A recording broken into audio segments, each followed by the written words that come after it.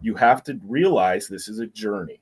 And so there's lots of different things in your life that you are going to want to focus on to pull yourself out of this surveillance economy. You can't do it all at once. If you do, you will become overwhelmed and you will just throw your hands up and say, this is impossible, right?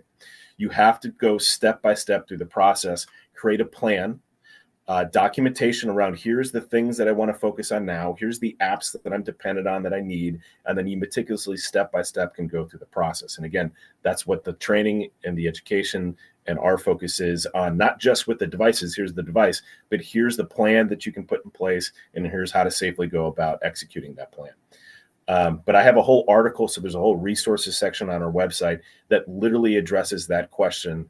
Can this application work on my phone? I highly encourage your listeners to read through that. It's on the website. If you go to resourcesmark37.com and you scroll down, you'll see the specific article.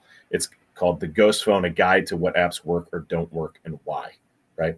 So people will say, for my business, I have to use WhatsApp, or I have to use Microsoft Teams, or I have to use Zoom, or I have to use whatever. So I address that head on, and it's, we don't have time to get into it on this call, but there's answers and there's solutions for you to be able to still be productive, still do all the things you need to do, but do it in a much more conscientious, safer way so that you're not freely and willingly pushing all of your data to the companies that are trying to enslave us right now.